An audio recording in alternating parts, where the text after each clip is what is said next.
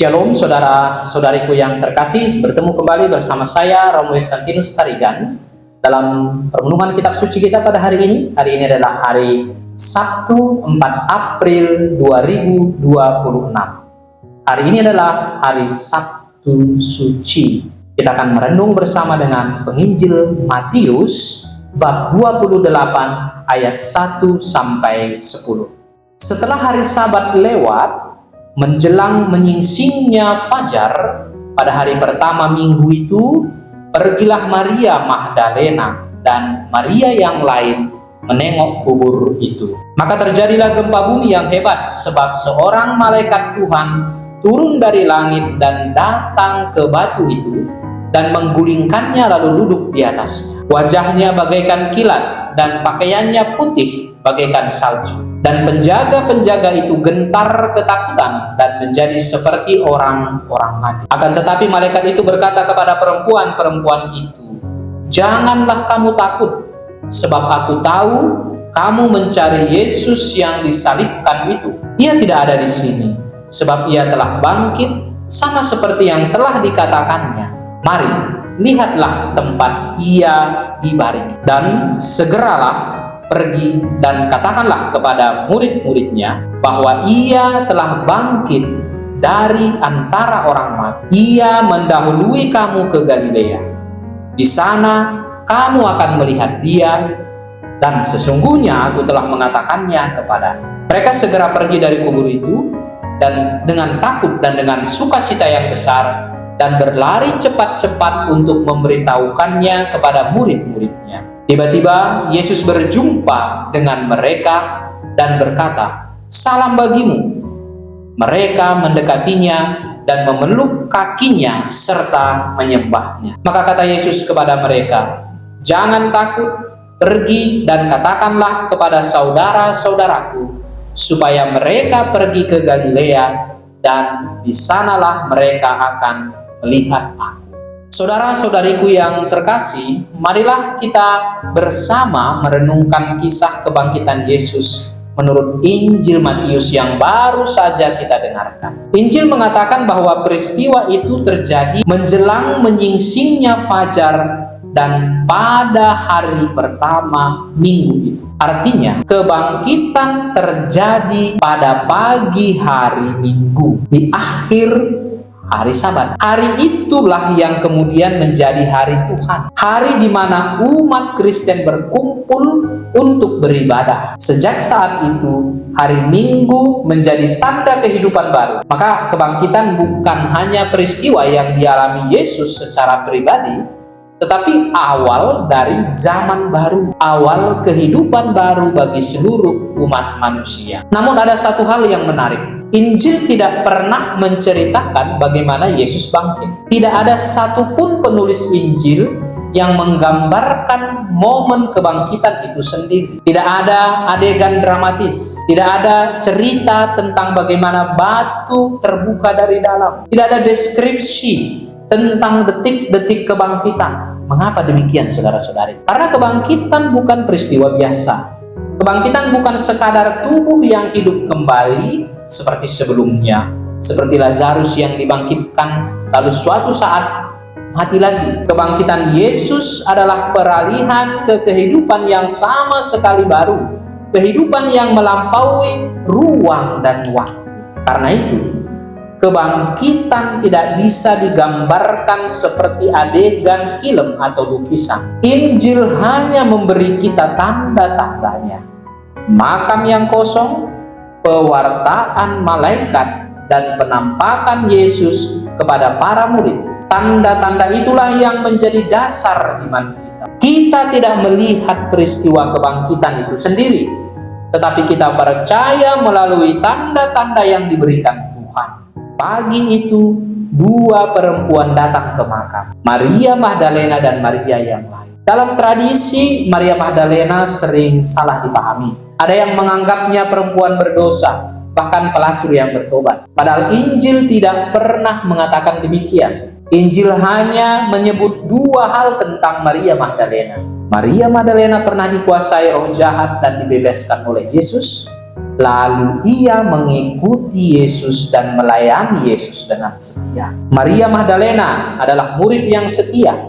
Ia hadir di kaki salib ketika banyak murid lain melarikan diri. Ia melihat Yesus dimakamkan, dan pada pagi hari ia kembali ke makam. Bersama Maria yang lain, ia menjadi saksi yang menghubungkan 3 peristiwa penting: kematian Yesus, pemakamannya, dan makam yang kosong. Kesaksian mereka memastikan bahwa yang bangkit benar-benar Dia yang disalibkan. Kedua perempuan itu datang ke makam bukan untuk melakukan sesuatu yang besar. Mereka tidak datang dengan rencana muluk-muluk. Mereka hanya ingin melihat. Mereka datang karena hati mereka tidak sanggup menjauh dari Sang Guru yang mereka kasihi. Mereka tidak datang dengan harapan kebangkitan. Mereka datang dengan kesedihan, dengan kerinduan, dengan cinta yang setia. Dan justru disitulah iman mulai tumbuh. Dari hati yang setia, dari hati yang tidak menjauh, dari hati yang tetap mencari Tuhan, walaupun semuanya tampak berakhir. Iman tidak selalu dimulai dari keyakinan yang kuat. Kadang iman dimulai dari langkah kecil, dari kesetiaan sederhana, dari hati yang tetap datang kepada Tuhan meskipun penuh kebingungan. Ketika mereka tiba, makam itu masih tertutup. Lalu terjadi gempa besar, tanda campur tangan Allah. Seorang malaikat turun, menggulingkan batu dan duduk di atasnya. Batu itu tidak digulingkan supaya Yesus bisa keluar, sebab Yesus sudah bangkit. Batu itu digulingkan supaya manusia bisa masuk, supaya para perempuan itu melihat bahwa makam itu kosong. Para penjaga gemetar ketakutan, seperti orang mati. Tetapi kepada para perempuan, malaikat berkata, "Jangan takut, Ia tidak ada di sini. Ia telah bangkit." Kalimat ini sederhana, tetapi mengubah sejarah manusia. Mereka datang mencari orang mati, tetapi menemukan Dia yang hidup. Kebangkitan datang sebagai sesuatu yang tidak mereka duga. Bahkan para murid pun sebenarnya tidak sungguh-sungguh menantikannya. Karena itu kebangkitan bukan hasil imajinasi manusia. Kebangkitan adalah karya Allah, anugerah yang datang melampaui harapan manusia. Saudara-saudariku, malaikat kemudian mengajak mereka masuk ke dalam makam. Mereka diminta melihat sendiri bahwa makam itu kosong. Mereka datang hanya untuk melihat dari luar, tetapi Tuhan mengajak mereka masuk lebih dalam. Begitulah iman bekerja. Tuhan sering mengajak kita melampaui rencana kita sendiri, melampaui apa yang kita pahami, untuk melihat kebenaran yang lebih dalam. Setelah itu, malaikat memberi mereka tugas, pergi dan beritahu para murid bahwa Yesus telah bangkit, dan Ia menantikan mereka di Galilea. Dari makam kosong itu lahirlah misi. Mereka tidak tinggal di sana, tidak menjadikannya sekadar tempat kenangan. Mereka berlari membawa kabar sukacita. Injil mengatakan bahwa mereka pergi dengan takut dan sukacita yang besar. Takut karena mereka berjumpa dengan kuasa Allah. Sukacita karena kematian telah dikalahkan. Dua perasaan itu hadir bersama. Rasa gentar di hadapan misteri Allah dan sukacita karena harapan baru telah lahir. Dalam perjalanan itu, Yesus sendiri menampakkan diri kepada mereka. Mereka memeluk kakinya dan menyembahnya.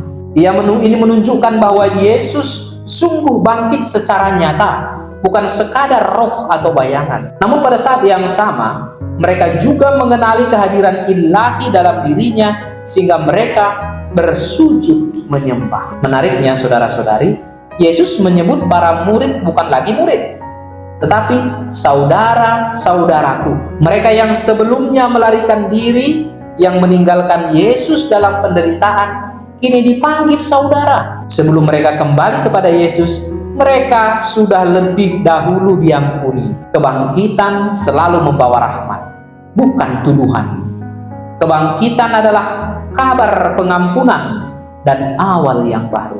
Yesus juga memanggil mereka ke Galilea, tempat semuanya bermula. Di sanalah Yesus pertama kali memanggil para murid. Di sanalah Ia mengajar, menyembuhkan, dan berjalan bersama mereka. Artinya, Iman akan kebangkitan tidak terpisah dari seluruh perjalanan hidup bersama Yesus. Kebangkitan bukan cerita baru yang terpisah, melainkan kelanjutan dari cinta dan kesetiaan yang sudah mereka alami bersamanya. Galilea juga disebut Galilea bangsa-bangsa, wilayah yang terbuka bagi banyak orang dari berbagai latar belakang. Di sana, di Galilea, misi untuk seluruh dunia akan dimulai. Kabar kebangkitan bukan hanya untuk satu kelompok, bukan hanya untuk satu bangsa, tetapi untuk semua orang. Pertama, iman lahir dari hati yang setia. Saudara-saudari, dari kisah Injil hari ini, kita bisa belajar beberapa hal sederhana. Pertama adalah iman lahir dari hati yang setia. Kedua, perempuan itu tidak datang dengan iman yang besar, tetapi dengan kasih yang setia. Dan justru kepada mereka kabar kebangkitan pertama kali diberikan. Kedua, kebangkitan adalah anugerah, bukan hasil usaha manusia. Ia datang sebagai kejutan, sebagai hadiah Allah bagi dunia. Kita tidak bisa menciptakan kebangkitan itu. Kita hanya bisa menerimanya. Ketiga, iman selalu membawa misi. Siapa yang mengalami kebangkitan tidak bisa tinggal diam.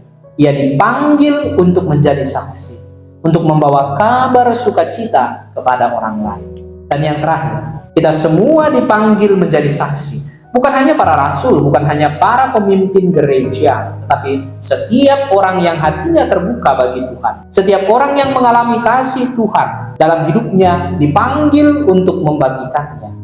Seperti Maria Magdalena dan Maria yang lain, kita dipanggil untuk tetap setia, untuk terus mencari Tuhan, bahkan di saat gelap, di saat kita tidak mengerti, di saat harapan terasa jauh. Kesetiaan kecil itu justru menjadi jalan bagi perjumpaan dengan Dia yang bangkit.